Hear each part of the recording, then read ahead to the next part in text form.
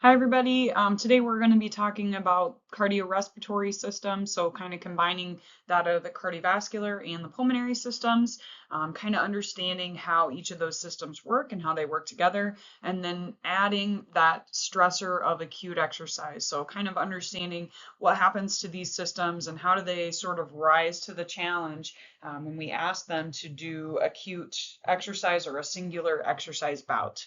So, we will start out with the cardiovascular system and then kind of move into what's happening within the respiratory system. So first, in order for us to kind of understand what's happening within the cardiovascular system, we want to kind of introduce the various players or the various components here.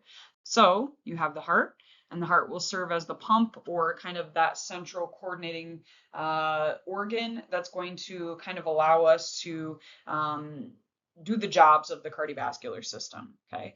We also have the arterial system. The job of the arterial system is going to carry blood away from the heart and deliver it to the tissues and organs of the body. We have the capillaries, and capillaries will serve as the site for exchange of both gases and nutrients and waste products. Okay, so again, the arteries are going to bring blood from the heart to the tissues, and the capillaries are going to facilitate exchange at the level of the tissue. And then lastly, we have the venous system, and the venous system is going to return that blood back to the heart. Okay, so again, this would be considered our deoxygenated blood. We also have the blood as a component of the cardiovascular system as well, however, not listed on this particular slide. So what are the functions of the cardiovascular system? In no particular order, I would say all 6 of these functions are pretty essential in terms of allowing us to maintain homeostasis and maintain homeostasis as we see the changes such as exercise stressors that we'll talk about a little bit later in this unit. So functions include delivery of oxygen and nutrients. We're going to have removal of CO2 and waste products, transportation of hormones. We have thermoregulation. So in terms of thermoregulation or temperature management, the blood is an excellent medium for us to carry heat. And so we are able to send that heat to the skin surface when we're hot, which is why we get kind of a flushed appearance when we exercise sometimes. And that will help us to dissipate heat. We can also keep that heat or keep that blood shunted towards the core, which would allow us to maintain core temperature in cold environments, which is why like your fingers, your nose, your ears might get cold because we're shunting blood away from those exposed areas and focusing it on those core organs and kind of maintaining temperature in those locations. Okay, so that was number 4. Number 5 is acid-base balance. So as it relates to homeostasis, we can think about both basic and acidic molecules kind of mixing together within the blood. And so kind of keeping a good balance of those items so that we can maintain that appropriate level of acidity or that appropriate level of basicness as it relates to those elements. And then number 6 would be immune function. So we know our white blood cells will play an important role in our immune function and kind of fighting off disease, fighting off infections, viruses, etc. Okay, so when we think about how, how does the system kind of work together, we want to kind of take a look here at our basic circulation. And one thing that is important to note when we think about the cardiovascular system is that it'll flow in a unidirectional manner. So what does that mean? It's going to continue to flow in only one direction. And the way we can do that is through maintenance of some pressure gradients. We'll kind of talk about each of the structures that the blood will flow through in order for us to create this unidirectional and pretty darn efficient system as it relates to delivery of items, picking up, waste, etc. Okay, so if we start here, the heart you can see is in the middle. We have pulmonary circulation kind of shown up top, and this would be like blood flow to the lungs. And then we also have what's called systemic circulation down here at the bottom. Systemic circulation is the sending of blood to the entire body, versus pulmonic circulation is going to be us sending blood just to the lungs. Okay. Two really different functions in terms of each of these circulatory systems. So the pulmonary system's job is to pick up oxygen, get rid of waste, right? And then the systemic side, its job is to deliver oxygen, nutrients, pick up waste. Okay, so again, both systems need to work together in order to complete their job. So let's take a look at how this all works. We'll start with the left atria, which is up here. The atrias are going to be superior in comparison to the ventricles, which are on the bottom. Okay, so we have left atria to left ventricle, and the left ventricle is in charge of sending that blood out to systemic circulation through systemic arteries. The systemic capillaries are going to facilitate that exchange, and then those systemic veins are going to bring that deoxygenated or waste blood back to the heart. Now they are going to enter into the right side. So we're going to go right atria, down to the right ventricle, and out to pulmonic circulation through the pulmonary arteries. Pulmonary capillaries will facilitate that exchange process, moving oxygen in and getting rid of CO2 and other wastes. Then the pulmonary veins are going to bring that blood back into the left atria to kind of start it over. Okay, so you can think of the right side as kind of our pulmonic circulation and the left side as doing the systemic circulation as well.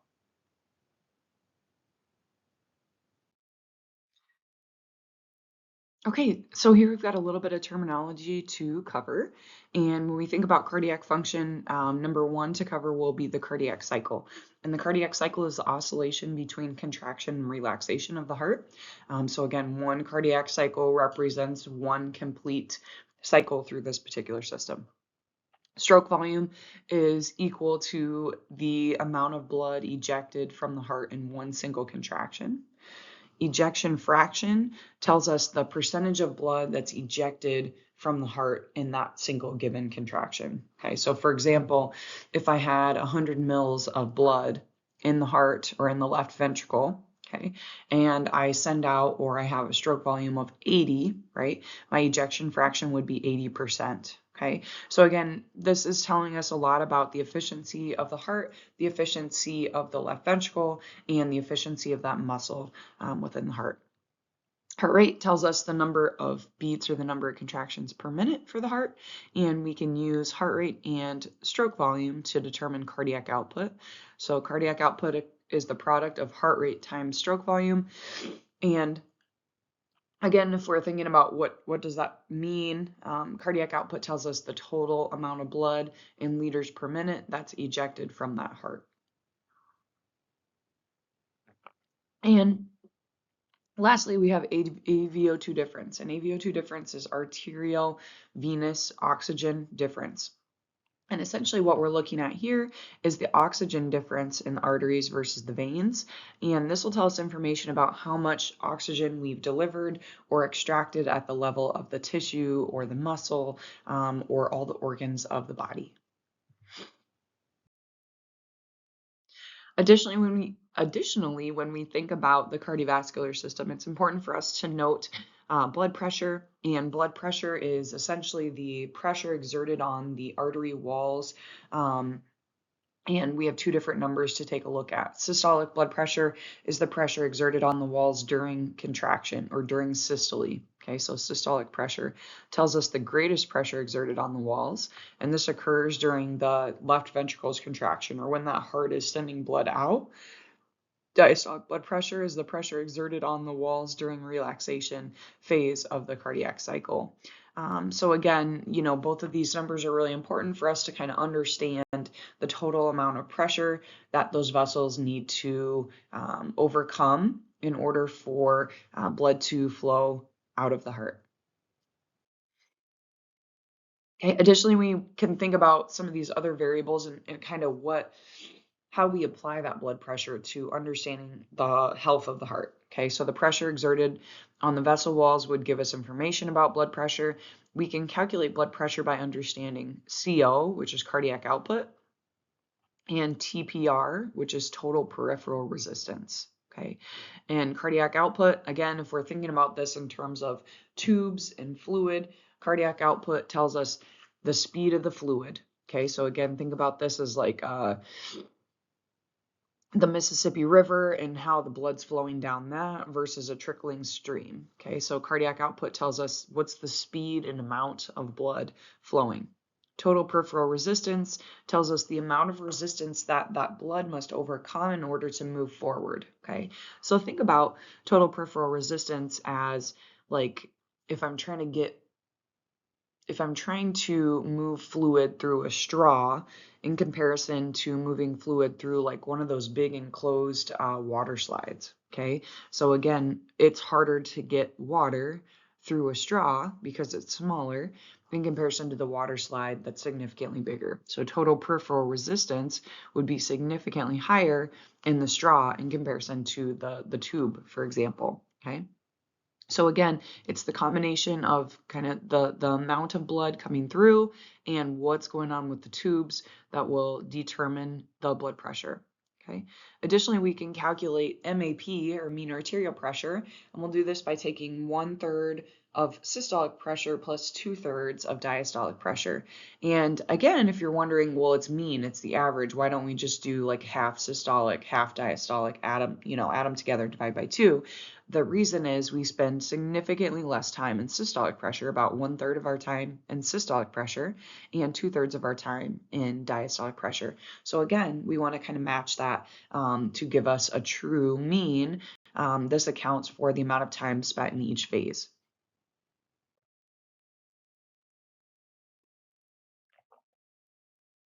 So when we think about hemodynamics and how blood flows, a couple things to note when we kind of set up our understanding or our story about hemodynamics. Okay, number one, the cardiovascular system is a closed loop system.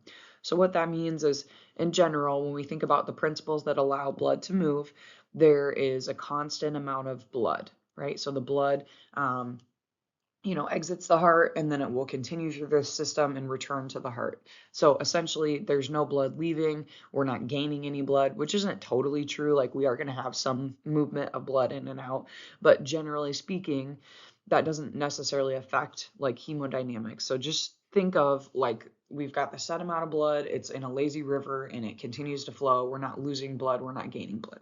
Okay. The other factor, number two, that's important to note when understanding hemodynamics is this pressure gradient. So blood must flow down a pressure gradient. So it's going to flow from high pressure to low pressure. So it's really important that we maintain this pressure gradient in order for blood to continue moving in the correct direction in this lazy river. Okay. So again, blood will flow from high to low pressure, as we just mentioned. And when we think about blood flow, it's related to delta pressure or change in pressure. Okay, so the greater the pressure difference from the start to the end, the faster the blood flow. Okay, so an increase in pressure difference or delta pressure would increase blood flow. Okay, the other factor to keep in mind when we want to understand blood flow is resistance to that flow. Okay, if I increase the resistance to flow, this will decrease blood flow or slow down blood flow. Okay, now let's take a look at the factors that are important to understanding resistance to flow. Okay, so we have this weird little N shaped, which is equal to blood viscosity. And blood viscosity is like the thickness of blood. So imagine trying to drink a milkshake in comparison to water through a straw. Okay, drinking a milkshake has a high viscosity, and a high viscosity makes it harder to get through the straw. Okay, so again, if as we increase blood viscosity, this increases resistance to flow, which would slow down blood flow. Okay, L is the length of the tube, and the length of the tube will also play a role. So now I want you to imagine drinking out of a normal straw versus one of those. Did you guys have those neon curly straws when you were little? So those neon curly straws, while they are cool, have a significantly greater length than a normal straw. And so again, the resistance to flow is going to increase as we increase the length of that straw. Okay, which means we're going to decrease blood flow. It's harder for us to get the water through that squiggly straw in comparison to just a regular straw. And the last factor to keep in mind when talking about resistance is R, and R is equal to the radius of the tube. And this is actually a factor that we change pretty, I don't want to say easily, but it's a pretty dynamic change that we'll experience when we want to change blood flow within the body. Okay, so radius of the tube, as we increase the radius of the tube, we make that straw bigger. This is going to reduce resistance to flow. So again, think about a normal straw versus those like little mixer straws that you would get like in a mixed drink, right? So you get two of those little mixer straws. It's really difficult to actually drink out of those. They're just more for mixing versus a normal straw, much easier to get your drink out of that. So again, as I increase the resistance of that tube, if I increase the radius of that tube, that will decrease resistance. And notice that that is raised to the fourth power. So what that tells us is this is the most important factor when we think about resistance to blood flow. And when we think about blood flow in general, the size of the tube is going to make a huge difference in terms of how quickly we can move blood from one place to another. This shows you the relationship between pressure, cross-sectional area, and velocity across the cardiovascular tubes. Okay, so again, here you can see the arteries, which are going to bring blood away from the heart, the capillaries, where we're going to deliver oxygen and nutrients, and the veins, which are going to return deoxygenated blood back to the heart. Okay, so we'll start with blood pressure,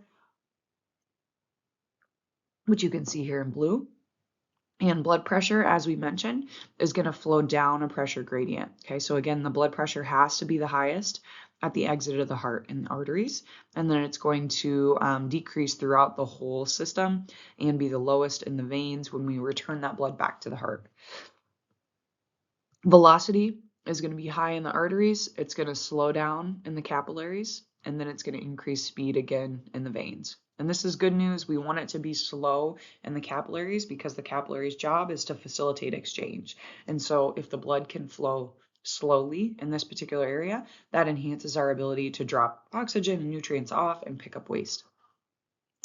Total area or total cross-sectional area, again, you can see is lower in the arteries and the veins and is highest in the capillaries. Okay, so again, imagine this is the adding of all these little capillaries together to determine the total amount of cross-section for these tubes. And again, this will be greatest in the capillaries, and this is good because it's going to help us facilitate exchange. So again, the more cross-sectional area we have, the greater the likelihood that we can drop off oxygen and nutrients, pick up waste in a variety of locations.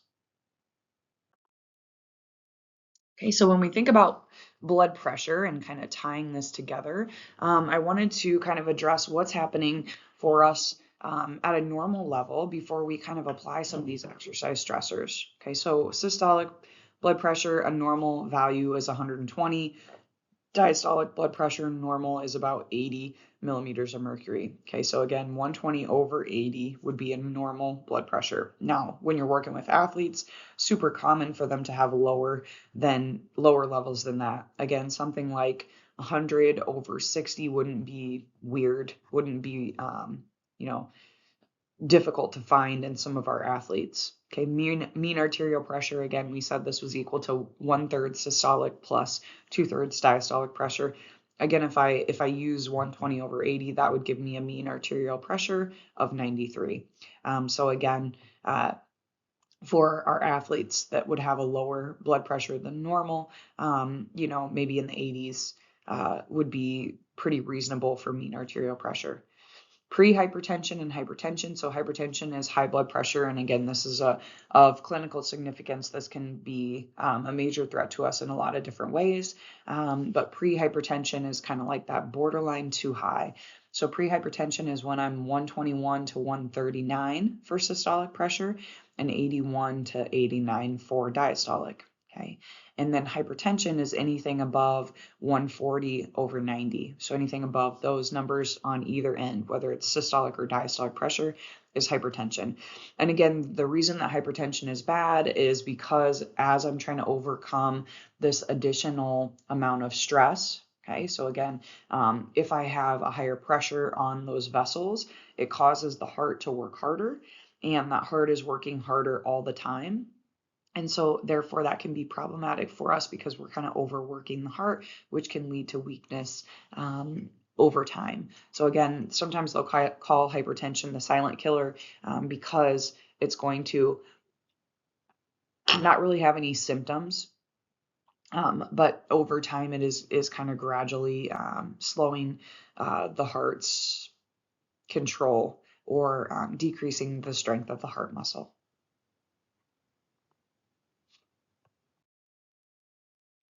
So again, now we've kind of taken a look at what's going on with blood pressure for our average healthy adult and what might happen if we become diseased. And now we want to apply the stressors of exercise. Okay, so what happens to blood pressure during resistance training? During resistance training, we're going to increase systolic and diastolic pressure pretty substantially. And the reason for that is as I increase cardiac output, so as I increase heart rate, that's going to directly impact the systolic blood pressure. Okay, so again, greater heart rate means greater systolic blood pressure. And then also, this will impact the diastolic pressure because of the compression in our muscles. Okay, so again, when I have contraction, when I'm doing, strength training, for example, squats, right? The contraction of my glutes, the contraction of my quads and my hamstrings and things like that actually causes constriction or blockage in those arteries. And so the blockage in those arteries due to the constriction, like the tightness of that muscle, causes an increase in diastolic pressure as well. Okay, so again, we'll see substantial increase in both systolic and diastolic pressure during resistance training. Okay, again, those are normal responses, so that's not of concern to us, but we do want to be careful when they stop exercising to watch to make sure blood pressure isn't dropping down too quickly. That can certainly become a problem. Okay, and so for that, we need to make sure we are supervising our athletes after they're doing maximal exercise, at least for those few minutes. And it's also really, really good for them to do a nice little cool down. Again, that could even be something as simple as kind of walking around a little bit to kind of bring that heart rate down a little bit gradually. And again, that's really important because if we're really high and then we see it drop really low, that can cause them to pass out. That change is too drastic. So again, we've got to kind of keep our eyes on them after we have them do kind of something maximal in the weight room for sure. Okay, with aerobic exercise, our responses are going to be just a little bit different.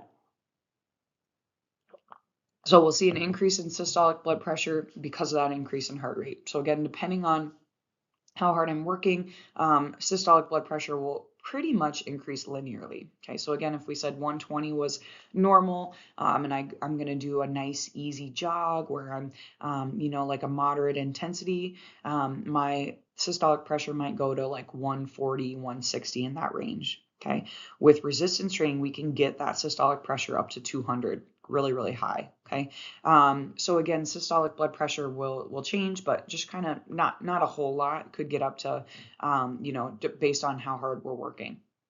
Diastolic pressure will actually remain the same during aerobic exercise.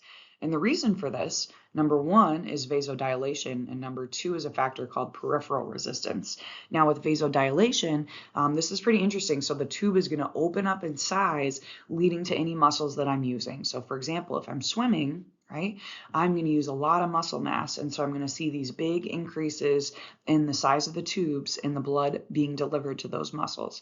If I'm cycling, I'm only using my leg muscles, and so I will see some changes in vasodilation in those vessels. Okay, so again, this increase in vasodilation is going to decrease that total peripheral resistance and allow us to kind of send blood there with greater ease. Peripheral runoff has to do with the movement of blood from the arteries through the capillaries through the veins. Okay, so we're looking at the speed of movement through each of those areas. And the faster we can get blood through those systems and back to the heart, the lower that diastolic pressure could be.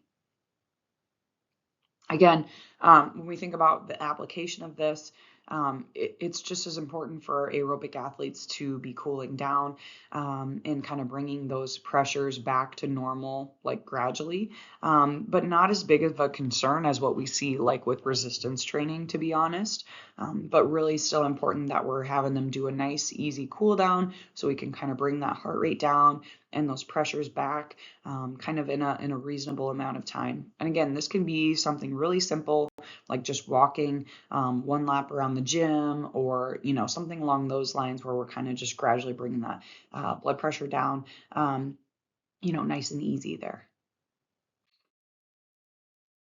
Okay, so this is the biggest concern, I guess, when we're working with athletes, is this hypotensive response. And so basically what can happen, and this can happen in both resistance and aerobic exercises, we're at this high level, we're doing this hard thing, and then all of a sudden we stop. And the more elite your athletes are, the quicker their heart rate is going to drop back. Okay, so again, they're going to recover really quickly from this hard interval or from this hard exercise, whatever you had them do. Okay, and they will experience what's called the hypotensive response.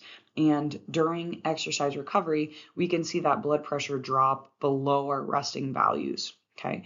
And again, what's going on here? So we opened up the size of those tubes. So we had vasodilation that led to the muscles. We increased heart rate, so we're sending a bunch of blood out of the heart and sending that to the muscles and things like that. And then when we stop exercising, the blood flow decreases. So we go from Mississippi River to a trickling stream through these big old tubes, through the water slide size tubes, right? And so as I, change to just a trickle of a stream through these big old tubes, this substantially decreases blood pressure. And again, the problem can become here is if I have this decrease too fast, that's going to limit blood flow to my brain because the pressure is not great enough to get it up there. And again, that can lead us to pass out, feel lightheaded, feel dizzy, things like that. So again, we want to watch our athletes and make sure we're bringing that heart rate down a little bit more gradually so that we're not putting them at risk for this. Particularly, this is important when you have athletes that have a low resting blood pressure, okay, because they already kind of have that low baseline. And so for them, it's really important that we kind of keep an eye on them.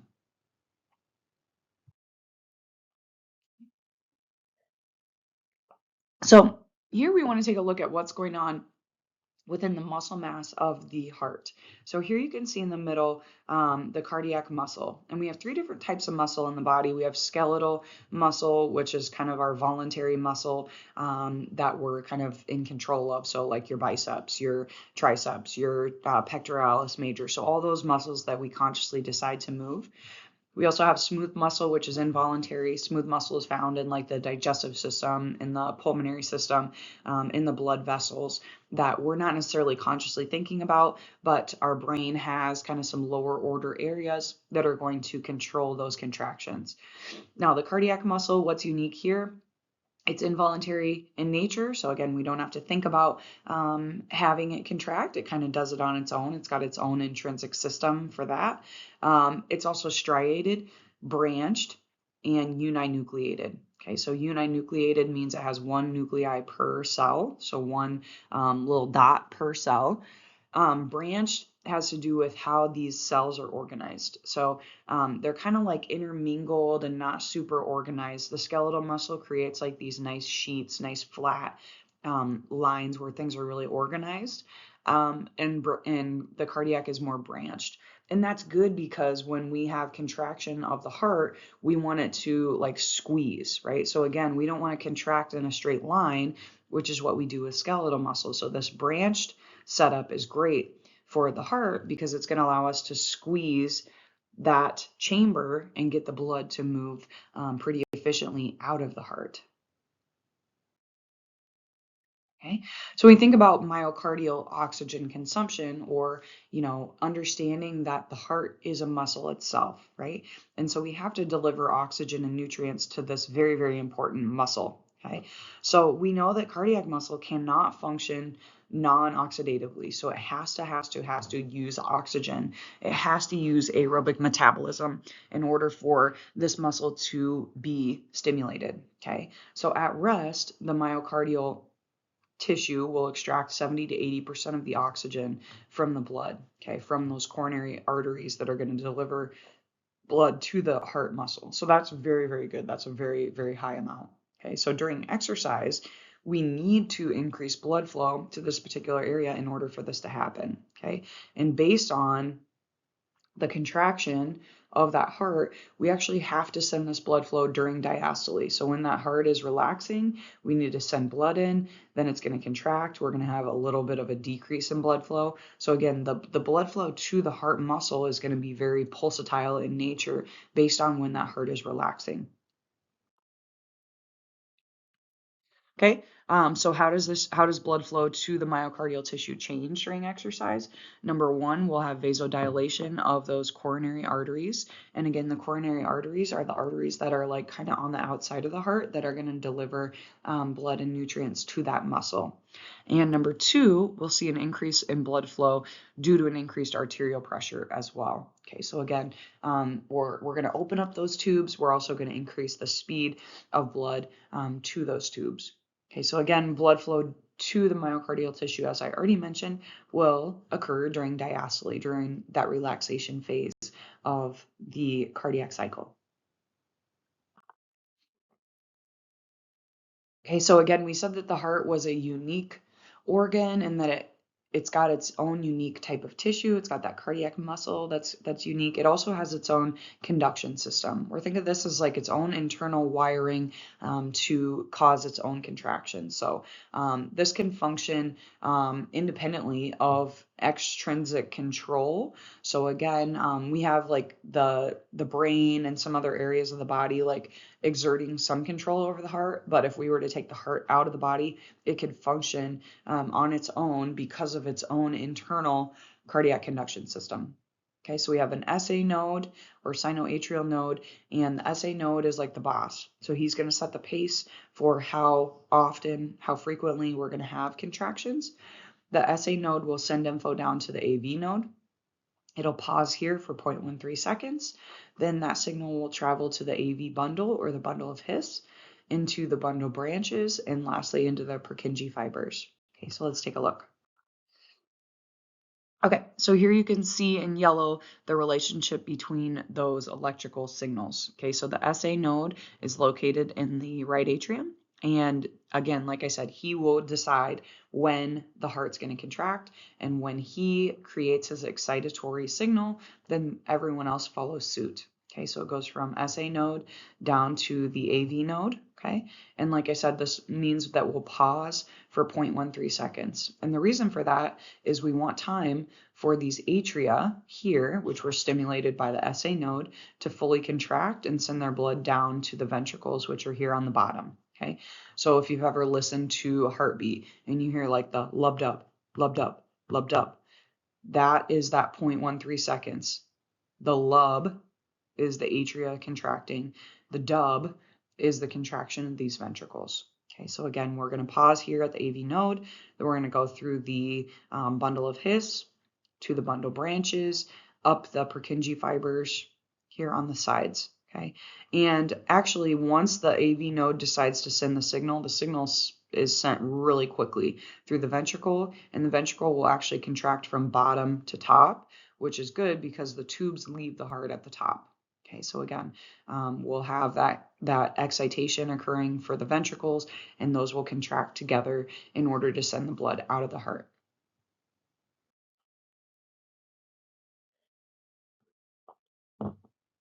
We can measure the action of the electrical system within the heart through what's called an EKG or an electrocardiogram. And I'm not going to spend a whole lot of time with this, but it is important to note. And actually, it's really interesting when COVID first happened. The NCAA had a policy where if you tested, I'm trying to remember this. Gosh, I guess it has been 4 years. When you tested positive for COVID, in order to return to play, you needed to go to a cardiologist to get an EKG. And so, I was seeing all sorts of interesting things from our athletes, a lot of undiagnosed, I don't want to say issues, but abnormalities within the electrical system of the heart that they never knew about. So I think that really opened our eyes to the amount of irregularity that perfectly healthy people have, that could go undiagnosed even for people that are, very fit, exercising people. So that was super interesting to me. So again, I just want to kind of brush the surface here so that you're exposed to what an EKG is and, what a normal EKG might look like. So basically what we do is we're going to set electrodes around the heart, and think of the electrodes as being able to get us different pictures of the heart from different angles. So these electrodes are going to be placed like all around the edges. You can see my shirt here. So kind of all around the edge. And then we're going to be able to look at different images from these different viewpoints. Okay. And so what we're looking at, so you get multiple images from these different views, but this shows us kind of what a standard looks like. So we have a p-value, we have a QRS complex, we have a T wave here, and we have an RR cycle. So those are kind of the main components. The P wave tells us our atrial depolarization, or the atrial stimulation, okay, to get those atria to contract. The QRS complex, notice how much bigger he is, will represent ventricular excitation, or the contraction of the ventricles. Okay, notice that it's significantly bigger in amplitude, and that's important because it's going to take us more force to get those ventricles to contract and get the blood out of the body in comparison to the atria. Just have to send the blood just a little ways. Okay, and then the T wave represents ventricular repolarization, or like the recovery of the ventricles. Okay, and one RR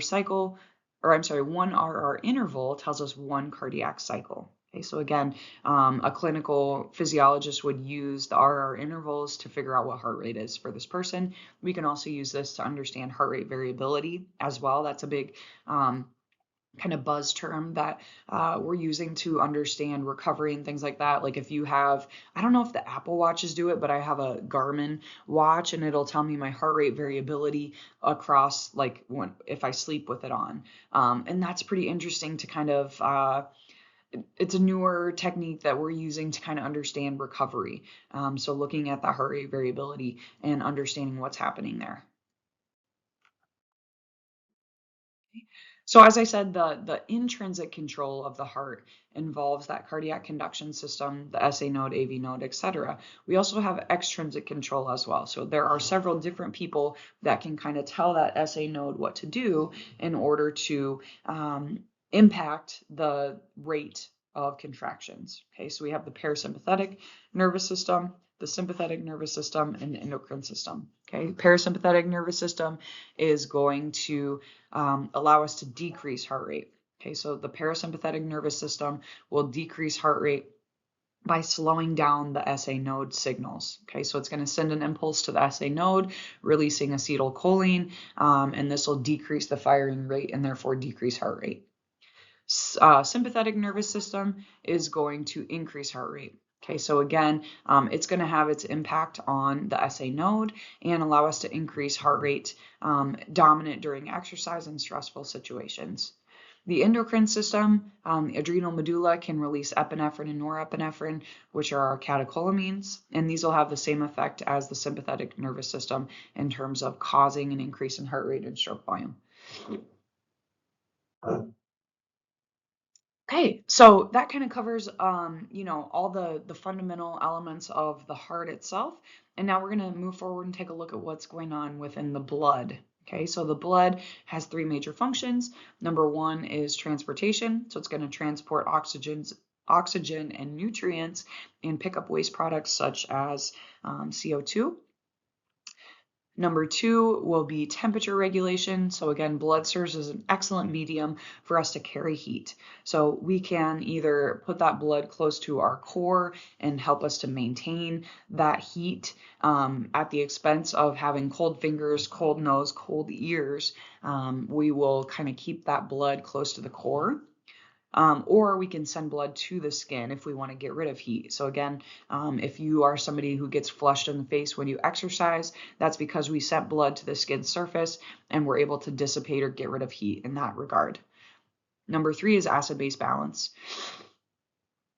So again, we've got both acidic and basic elements within the blood, and in order for us to maintain homeostasis, we need to maintain a good balance between those variables. Okay. Blood is made of plasma, which is like a water, and formed elements, which are blood cells. Okay, so again, it's a combination of those two, about 50-50, or you could say 55-45 for plasma volume versus the formed elements. We already mentioned blood viscosity when we talked about hemodynamics, but blood viscosity is like the thickness of the blood. And essentially that is a component of how much plasma volume do I have. As we become dehydrated, the blood viscosity increases because we don't have enough fluid or enough plasma volume in the blood. Okay, so blood viscosity is thickness, and it's caused by that decrease in plasma volume that would cause that thickness of the blood to increase.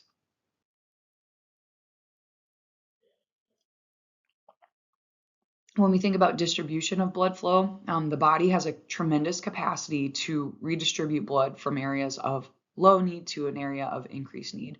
And the way we can do that is changing the size of the vessels, causing vasodilation in certain areas and vasoconstriction in other areas. Okay, so there are two ways that we can control this. We have both intrinsic and extrinsic factors.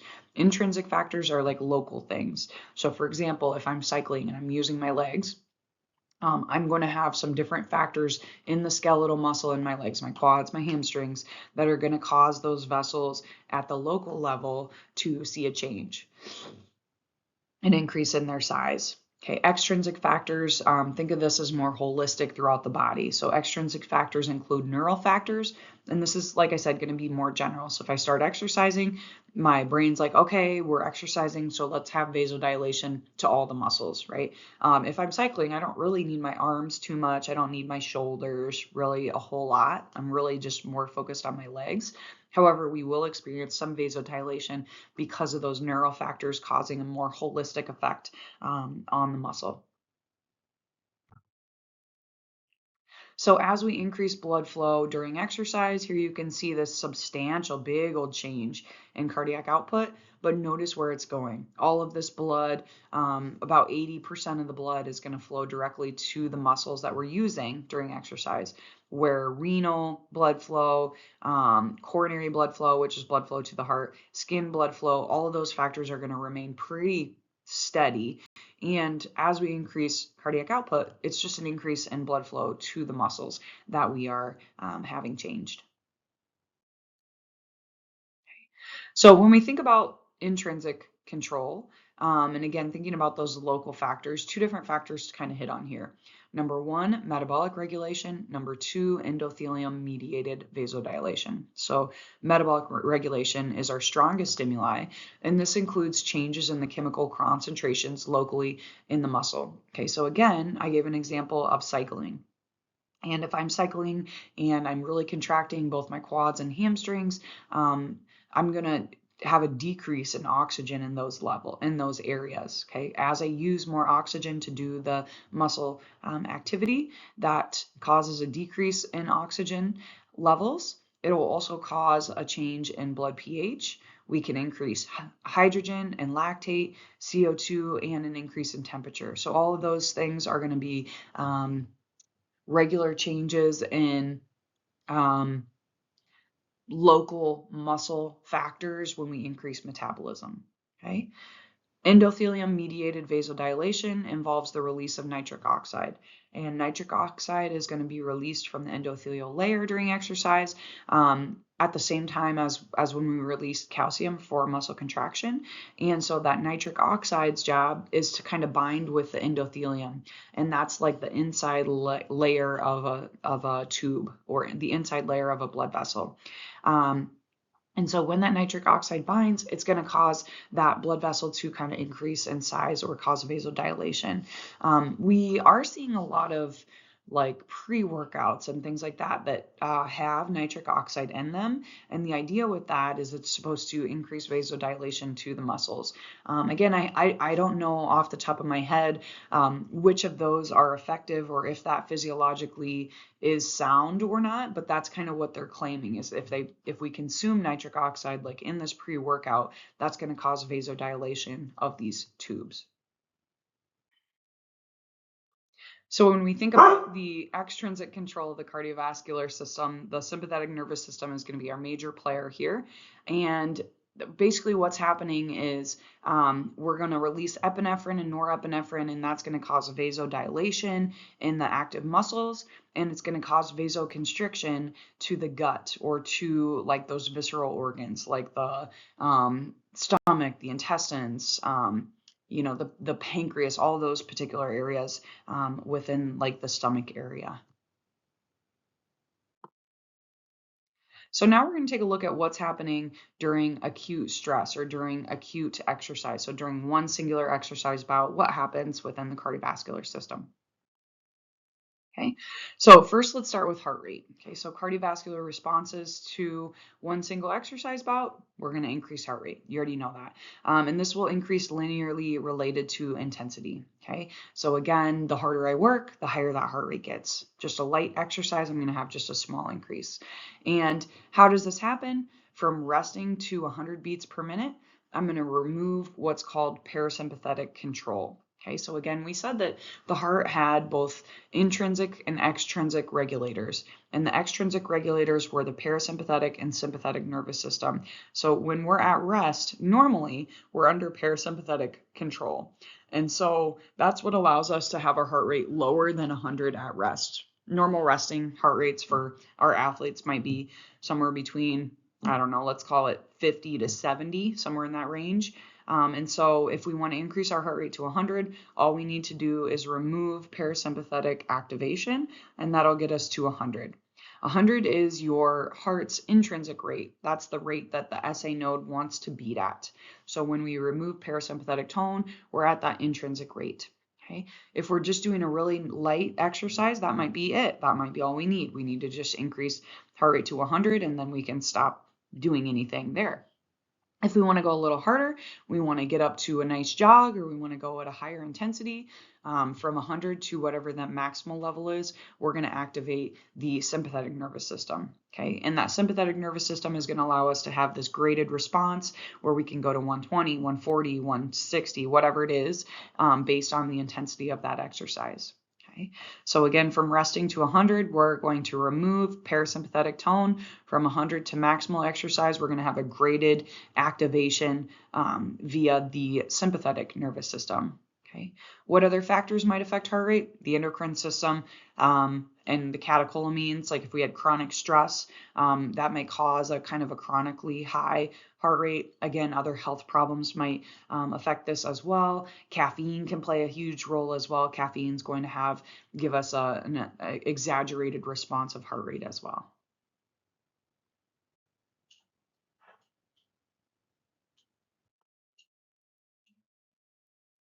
When we increase heart rate, we also are going to experience an increase in stroke volume. And again, stroke volume was the amount of blood that we send out per whoosh of the heart's contractions. Okay, so there are 4 mechanisms that are going to be responsible for this change. So Frank Starling basically says, like, as we increase the amount of blood in the heart, so if we increase ventricular filling, this will cause us to stretch out the vessel walls.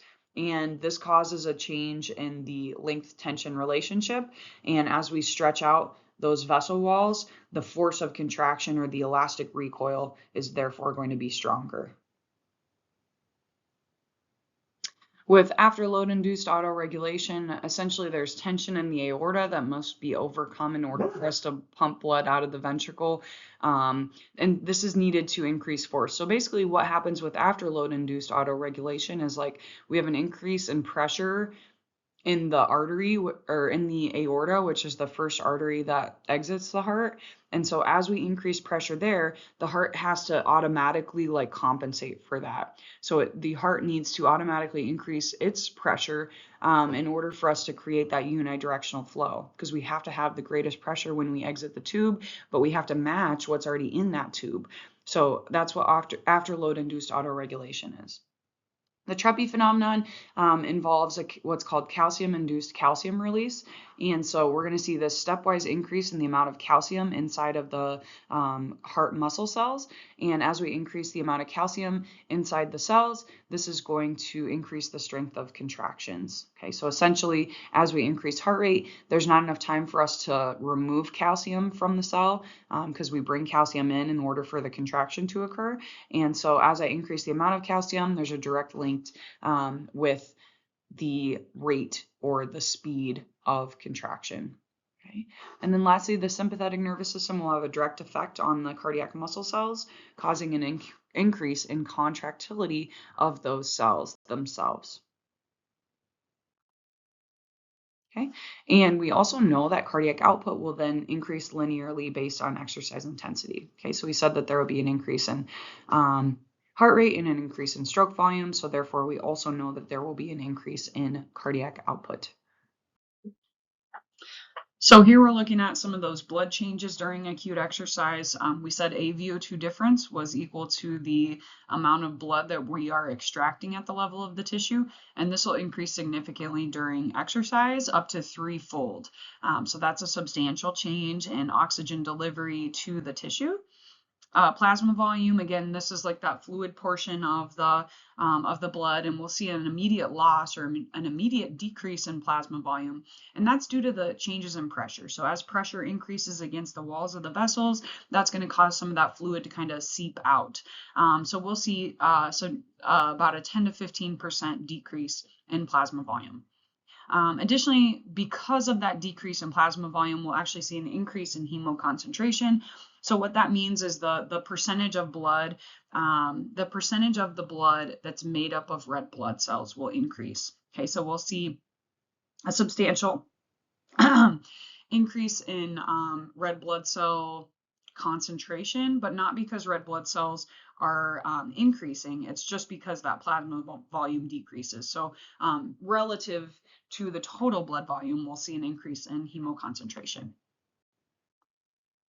Okay, so next we're going to move forward and take a look at pulmonary system and understand what's happening with this as it relates to exercise.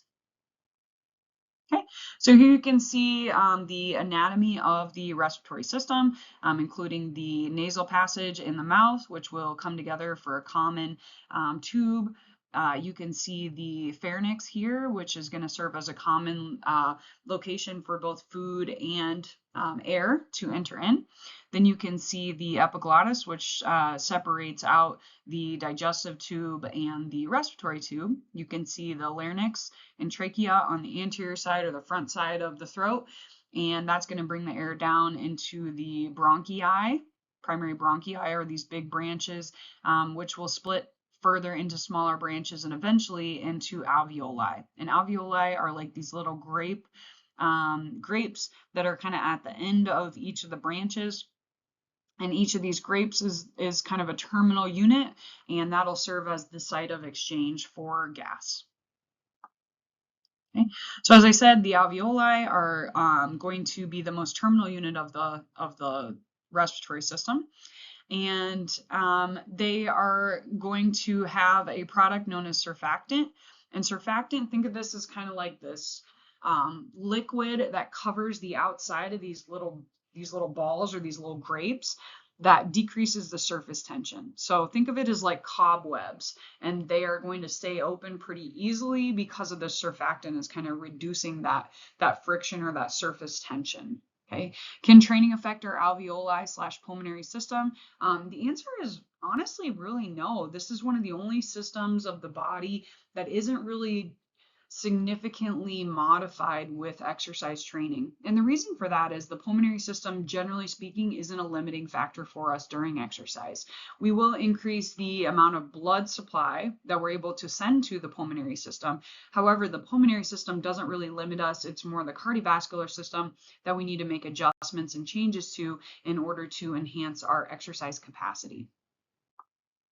Okay, here you can kind of see a few more pictures showing us a little bit. Here you can see the alveoli. So each of these little balls is one alveoli, and here you can see the rich blood supply associated with it. Again, if the alveoli is the site of exchange for gases, we need to have blood there to meet it in order for us to facilitate movement of oxygen and CO2 in and out of the blood and out of the body, or in the body as well. Okay. Additionally, in this image on the left, you can see the relationship between the lungs and the pulmonary cavity. And we have this pressure here. We have a negative pressure. This intrapleural pressure is a -4. And essentially what's happening here is we have this suctioning power. And the suctioning power within the thoracic cavity allows those lungs to stay inflated. Okay, so again, that suctioning power is kind of pulling the lungs open and allowing them to be inflated. Again, there's a lot of elastic tissue in the muscle, or I'm sorry, in the lung tissue.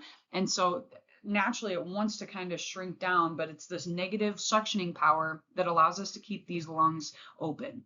If I were to lose this suctioning power, or this negative pressure, this would cause my lungs to collapse. So if I had some sort of impalement of the, of the lungs, that's when we get a collapsed lung. Is if we lose that pressure, the lungs want to kind of recoil down to a smaller size because of the elastic fibers there. Okay.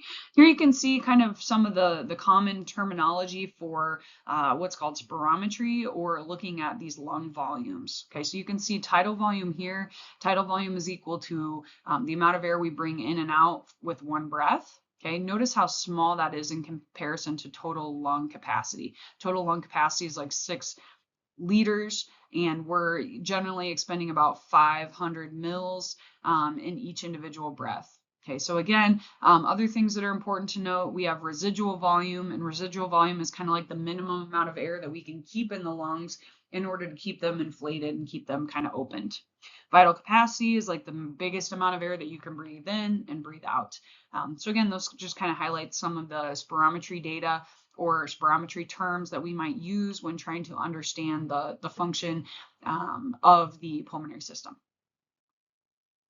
Okay, so when we think about the application of this system, we can understand the term known as minute ventilation, and minute ventilation is equal to breathing frequency times tidal volume. So breathing frequency, how many breaths do you take per minute, and tidal volume, how much air are you moving in one particular breath. Okay, so that'll tell us minute ventilation, or the total amount of air brought in or out in one given minute.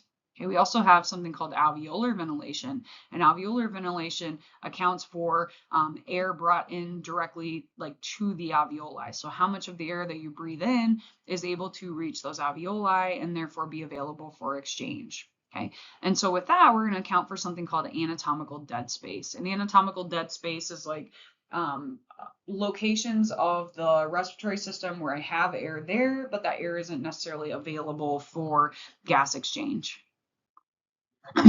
So 2 different types of dead space to note. So we have physiological dead space and anatomical dead space. Okay, physiological dead space is air that reaches the alveoli but is not perfused with blood. Okay, so essentially with physiological dead space, I bring the air in, it's at the alveoli, but there's no bus that comes along to pick up those oxygen molecules to be able to deliver them. Okay, anatomical dead space is the air that's in the conduction tubes that isn't available for exchange. Okay, so with anatomical dead space, I'm bringing the air in, but it doesn't make it to the bus stop. So we're not able to pick up those oxygen molecules because those molecules didn't make it to a location where they can facilitate exchange. So about 30% of the air that we bring in does not participate in gas exchange and will account for both physiological and anatomical dead space. Okay, another factor that we can take a look at is the VQ ratio, and this represents the efficiency of matching of the ventilatory system and the cardiovascular system. Okay, so again, at rest, the VQ ratio is about 0.8. During submaximal exercise, it's going to be 1.0, and during maximal exercise, it can be up to like 3 essentially. And so what we're saying is our ability to match these things. Okay, so ventilation at rest is going to be significantly less than blood flow to that particular area. And this is fine. Okay, this isn't efficient, but it's fine. We're able to get enough oxygen. We're able to get rid of those waste products. Like, we're maintaining homeostasis and meeting all of our demands at rest. During submaximal exercise, we reach 1. So we have perfect matching of ventilation and blood flow. So that's great. Everything's good. Like, we're able to bring in the appropriate amount of air. We're able to match that with blood flow. And so life is good. Okay. During maximal exercise, I have a significantly greater ventilation in comparison to blood flow. And the reason for that is the cardiovascular system has many other jobs to do. The pulmonary system's job is only to bring air in and get air out. So during maximal exercise, the respiratory system or the pulmonary system isn't a limiter for us. It's the ability of the cardiovascular system to deliver blood flow in order for us to pick up oxygen and that sort of thing. So when we think about gas exchange and gas transport, it's important that we know that gases are going to move down their pressure gradients. Okay, so all gases will move, down their pressure gradient. Okay, and so when we look at the ambient air, it's important for us to understand the concentrations of each of these molecules in order for us to calculate and understand their partial pressures. So oxygen concentration is 20.9%. CO2's concentration is 0.03%, and nitrogen makes up the majority of the gas molecules at 79%. Okay? So essentially what we can do is take those percentages and apply them to various barometric pressures, including altitude, in order for us to kind of understand what's the total concentration of each of these molecules.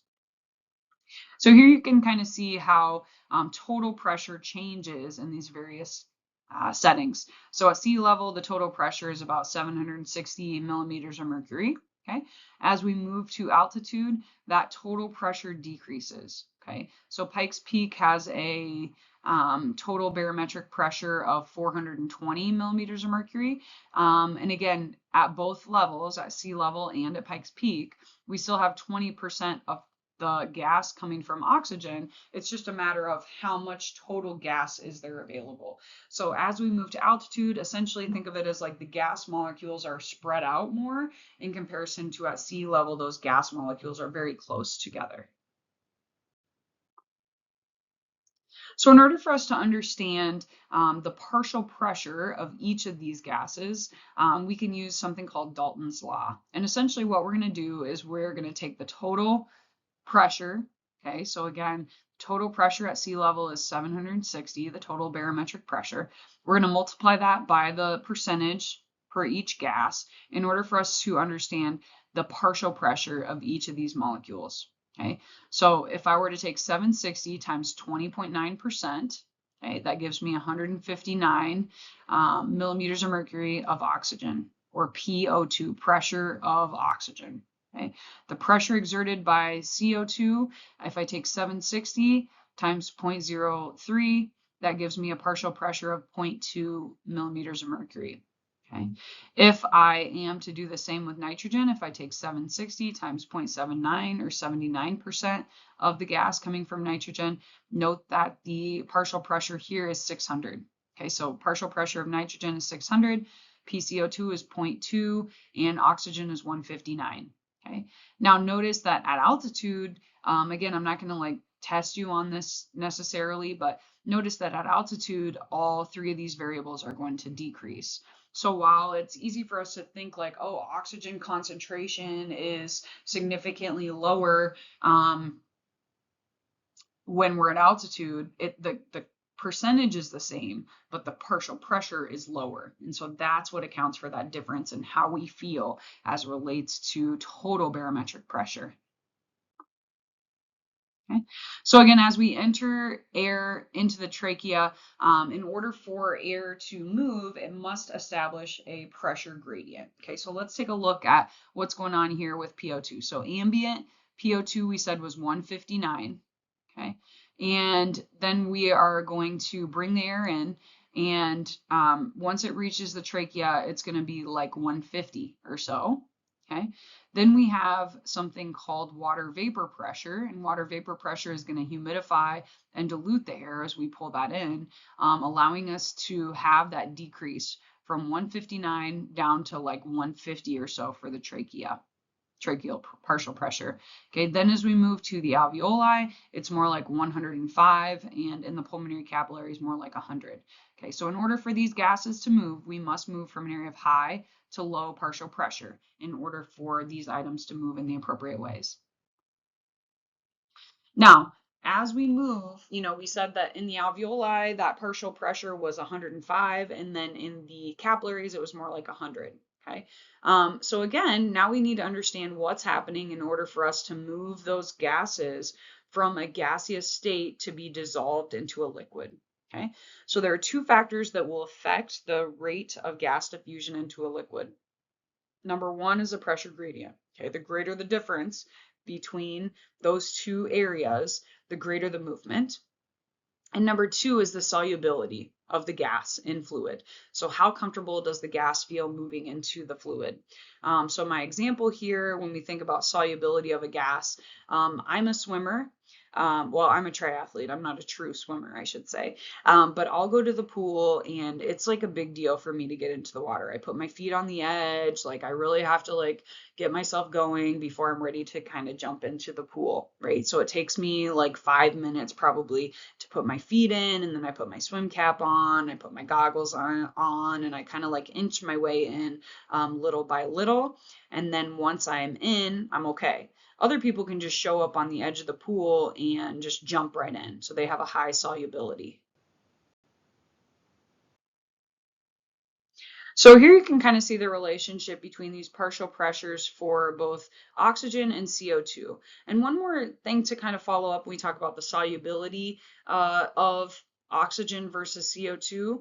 CO2 is the type of person that's going to get to the edge of the pool and just jump right in. So CO2 can move really, really easily. Its solubility is 20 times greater than that of oxygen. Oxygen is more like me. They've got to sit on the side. They've got to really think about it before they're ready to kind of make a jump in.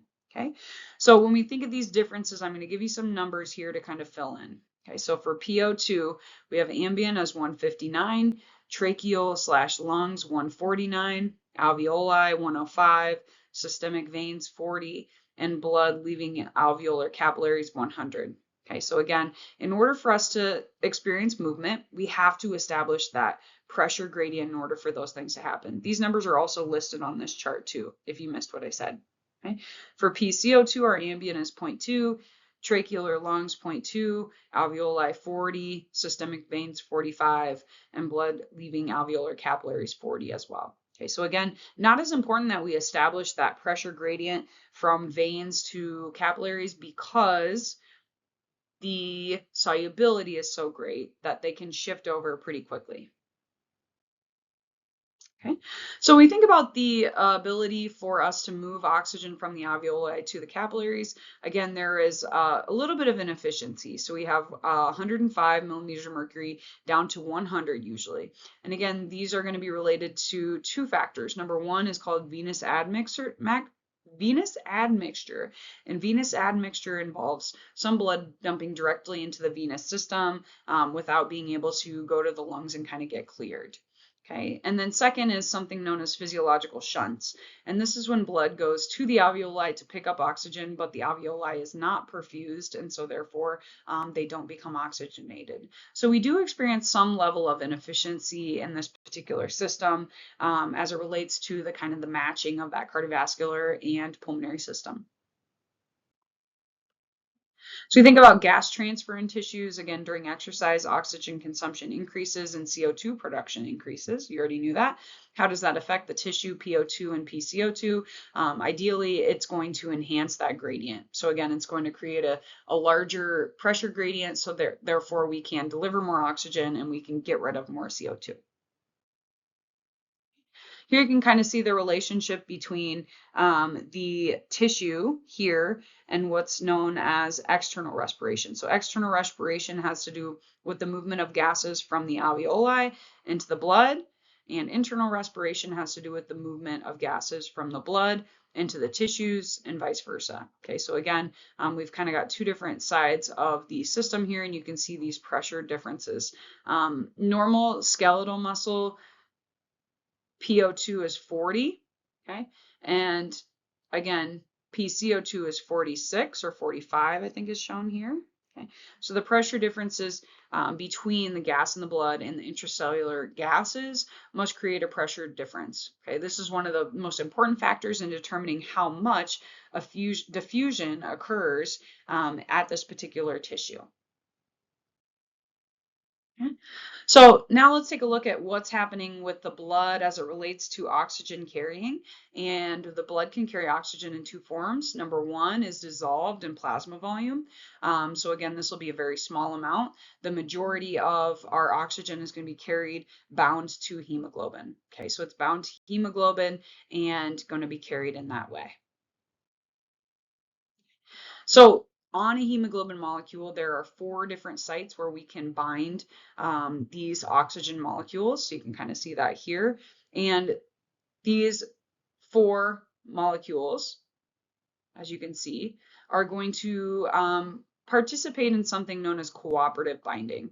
Okay, and if you've ever been to, this is my weird example, if you've ever been to an airport and you're going to take a shuttle, either like to the rental car or you got a shuttle that's going to take you to your hotel or whatever, and you get on that shuttle, a lot of times they'll wait. They won't just take you, or they won't take you and whoever you're traveling with. They want that bus, or they want that transit to be full. Okay, so they're going to wait until enough people are on there before they leave. Okay, that's kind of what cooperative binding is.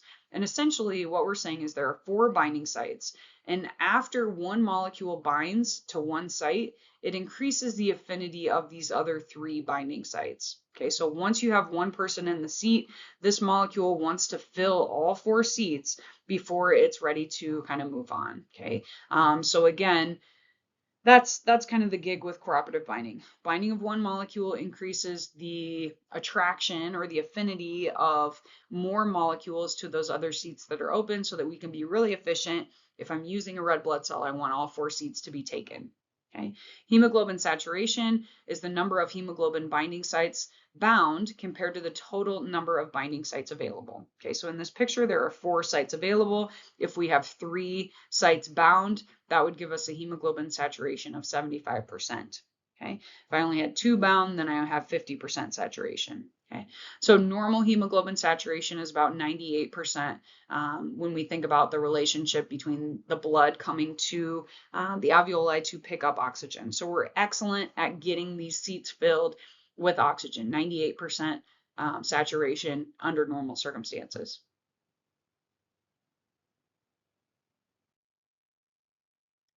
Now we've bound those seats, and now we want to carry this oxygen to the tissue so that we can drop it off. And this image here is the oxyhemoglobin dissociation curve. Okay, so this illustrates the PO2 values in relationship to hemoglobin saturation. So 100% saturation indicates that hemoglobin molecules are all bound with oxygen. Okay, so like I said, at rest, we're about 98% saturated. Even in PO2, when we have decreases to 70, we're still at 90% saturation. Okay, so let's take a look. So partial pressure of oxygen, again, we said that like 105 or so, 100 is pretty normal. And again, we can see that that gives us a hemoglobin saturation of almost 100.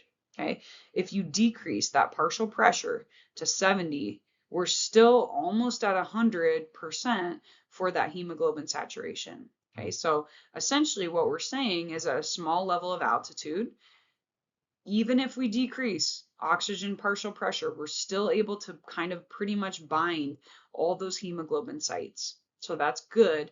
That means that will not have a negative effect on us. Okay, as that pressure continues to drop, then we're going to see a substantial decrease in the amount of hemoglobin that we can saturate, or the number of seats that we can take.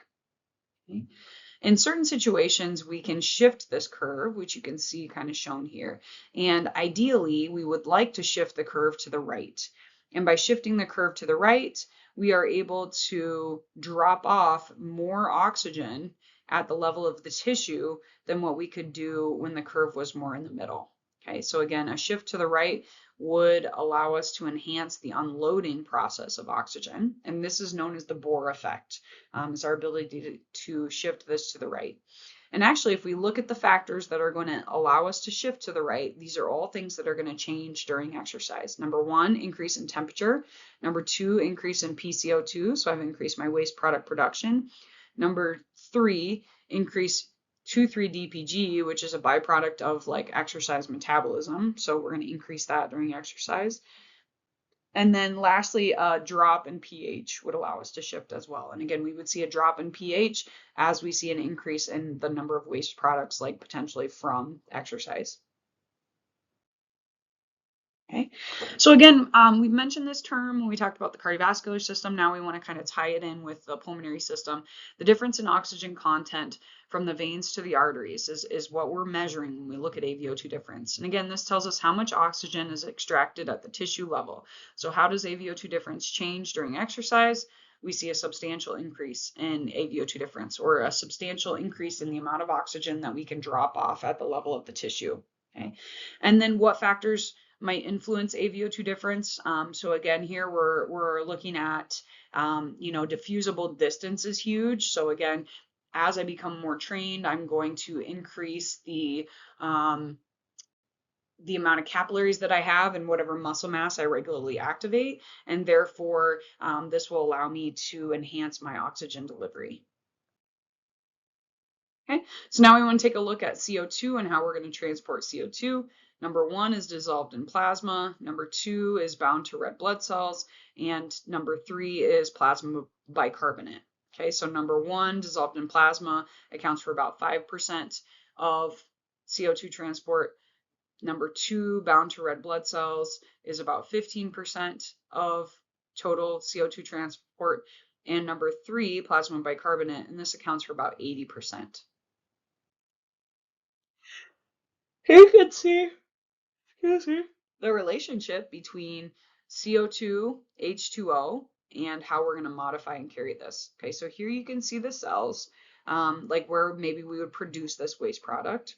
Okay, so we produced CO2 at like a muscle, let's say, and I'm going to move that CO2 so it's dissolved in the interstitial, so it's dissolved in the plasma.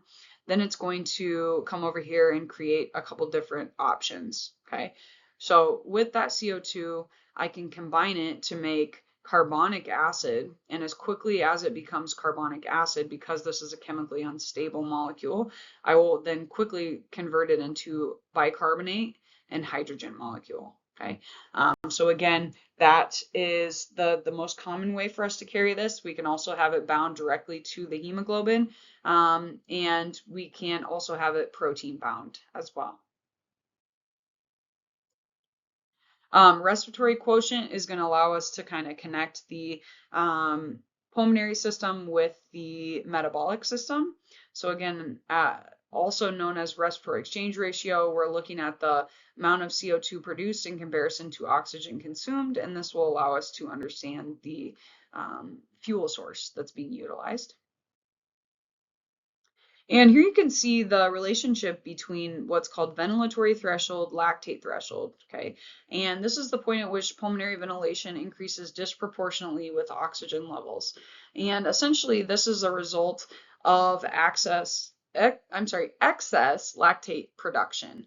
And this represents, again, the interaction between anaerobic and aerobic metabolic systems, and it will occur concurrently with the lactate threshold. Okay, so again, lactate threshold maybe stimulates the ventilatory threshold. So again, with lactate threshold, I'm going to start producing more lactate and hydrogen, creating those waste products that are kind of building up.